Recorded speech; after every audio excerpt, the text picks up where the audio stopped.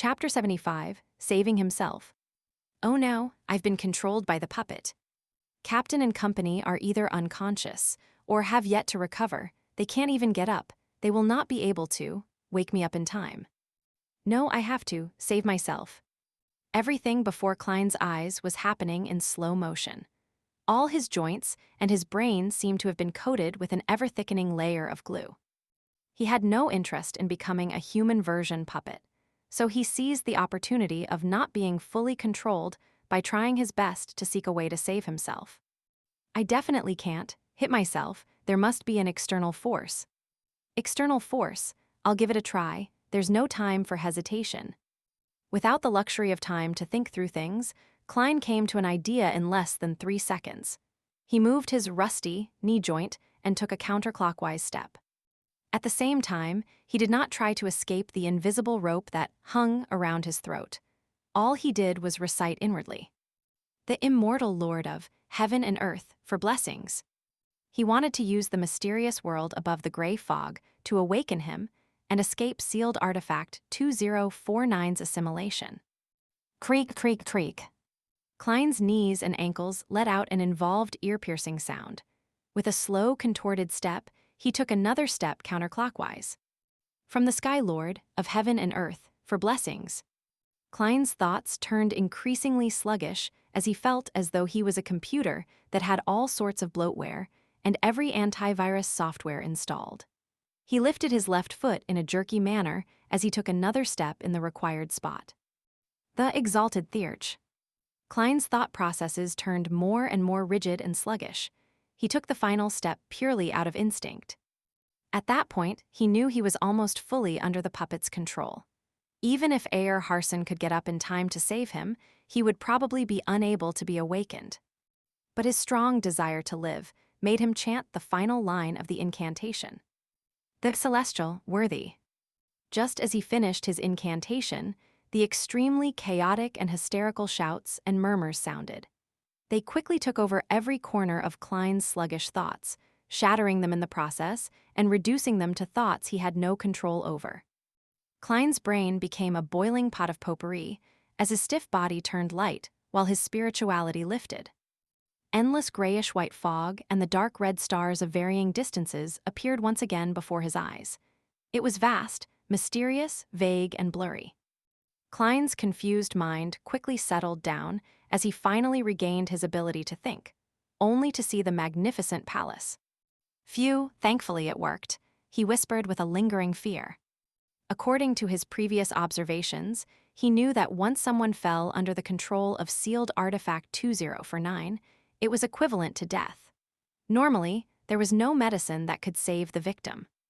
Luckily, his luck enhancement ritual and the mysterious world above the gray fog was not considered normal at all.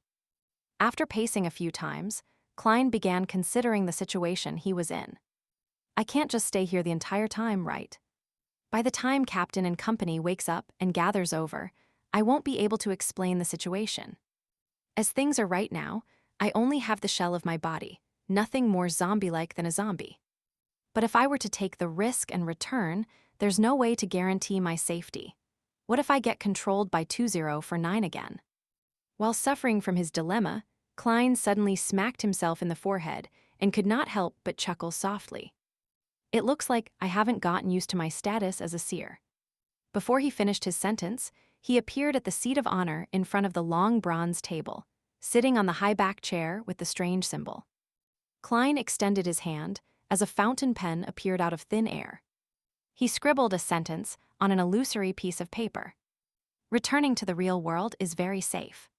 Immediately following that, Klein pulled out a projection of a spirit pendulum from his packet. After a few gatherings, he discovered that the items he brought on him were projected above the gray fog, but they were relatively illusory. Klein held the silver chain with his left hand as he allowed the topaz to nearly touch the paper. He calmed his breathing and half closed his eyes. He calmly repeated the words on the piece of paper. Returning to the real world is very safe. Returning to the real world is very safe. After repeating it 7 times, Klein completed the divination with spirit dowsing. He opened his eyes and saw the topaz slowly oscillating, guiding the silver chain in a clockwise spin. Clockwise is an affirmation, while counterclockwise is negative. Returning to the real world is very safe.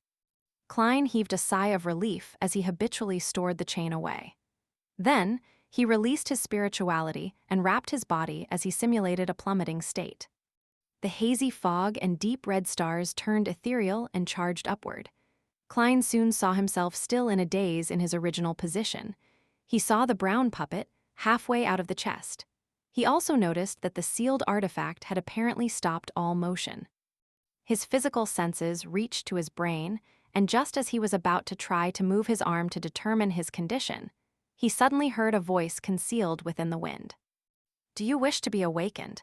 You can be saved as long as you promise me one thing. This one thing is to help me take that Antigonus family notebook. Nod if you agree. I know you're still capable of completing that action." "Who is it? Yes. 2049 doesn't seem like it's attempting to control me. That's right. It will not repeatedly influence the same person. There will be a break." Klein was shocked, but he did not show it on his face. At that moment, the voice added quickly, "You can obtain additional rewards if you complete this matter. I know you are a seer. I also know that the Church of Evernight does not have Sequence 8 that succeeds Sequence 9, but our secret order can give it to you." To be honest, I was a seer before. If not, I wouldn't have dared return. To show you my sincerity, I can now tell you that the corresponding Sequence 8 of seer is clown. Clown, secret order. Klein nearly did not maintain his puppet state. He never made the connection between seer and clown. Were they about to become the head honchos of a circus? All right, make your choice. Believe me, you no longer have much time left to waste. The voice sounded with the wind again. The distant Dunn and Lorata were still unconscious. Borgia seemed heavily injured as he moaned without moving. Ayer Harson and Leonard Mitchell were in relatively good shape as they attempted to sit up. Why me? The secret order. Is it that suited clown from before? After he escaped, he secretly returned in a bid to fish in troubled waters. Upon hearing the voice, all sorts of doubts instantly flashed through Klein's mind. Since the person said that he was a seer, Klein attempted using the thought processes of a seer to analyze the situation. He dared return because he divined hope. He believed that Monster Bieber would be destroyed and that we would suffer a heavy setback. He did not take the notebook by himself or deal with us directly because he likely divined that it would contain immense risk. Therefore, he is suspecting Captain and Madame Lorata are feigning their unconsciousness, or that this is a trap laid out for him. He did not make further divinations to determine my present state partially because firstly, he might not have the time. If he waited any longer, Mr. Ayer Harson and company would have regained some of their combat strength. Secondly, he belittles me and thinks it unnecessary. He understands a seer very well and is confident that I'm unable to escape the puppet's control. He is using me as cannon fodder to probe for any traps. From another angle, this also means that the luck enhancement ritual does not cause any abnormal appearances. With his brain no longer sluggish, Klein felt that his line of reasoning was clear. He was quite confident of the thoughts and goals of the suited clown. As for the clown's promise, he believed not one bit of it. Cannon fodder did not have any human rights. As the thoughts flashed through his head, Klein controlled his neck and difficulty nodded. As he did this action, he confirmed that he had escaped the control of sealed artifact 2049. Just after he nodded, a transparent curtain stirred 2 to 3 meters to his side. It revealed the suited clown who had his face painted with a clown's pastel colors. It was none other than the secret order member who had fled previously. At that moment, as Klein had previously turned around in an attempt to leap out of 2049's effective range, his back was facing the black chest and the puppet. The suited clown was in front of him to his side. First, it was to stay away from the sealed artifact, and second, to avoid his revolver's barrel. It was clear that he was very careful. The suited clown pulled out a long paper slip from his pocket and shook it vigorously until it turned straight like a wooden pole. He held the wooden pole, and at a distance of 2 to 3 meters, he gave Klein's shoulder a prod in an attempt to wake him. This fellow knows 2049 very well. He knows that if the scent of an Antigonus family descendant is present, the puppet would go ballistic and control two at a time. He also knows that throwing a rock doesn't seem effective. At the very least, I've seen Captain and company attempt similar means. Although Klein did not know why 2049 had stopped assimilating him again, he did not dare stay within 5 meters of it any longer. Therefore, he waited as he held his breath. Just as the wooden pole was about to touch his shoulder, Klein suddenly raised his left hand and grabbed the edge of the pole and yanked it backwards. The suited clown was caught by surprise as his body was pulled forward.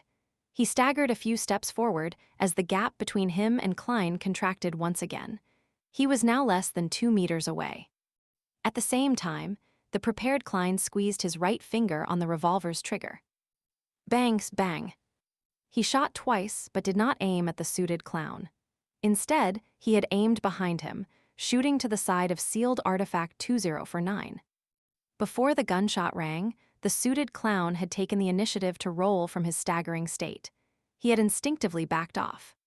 Klein released his hand, which had grabbed the wooden pole, as he took several steps away rapidly and rushed out the danger zone.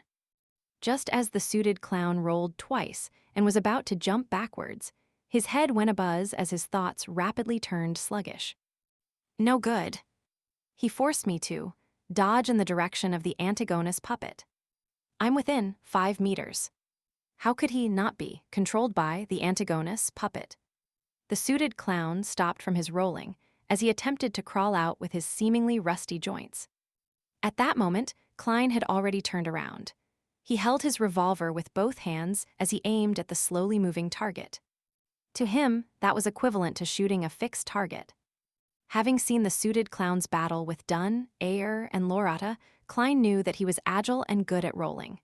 Therefore, even when they were just a meter or two apart, he had carefully given up on shooting directly. Instead, he forced the clown to dodge to the kill zone he imagined, where sealed artifact 2049 was. If the puppet had been ineffective, the suited clown would have determined that he had fallen into a trap. He would then escape by leaping backwards and not pose any significant threat. Bang! Reflected into the indescribable eyes of the suited clown, the black-suited Klein pulled the trigger calmly.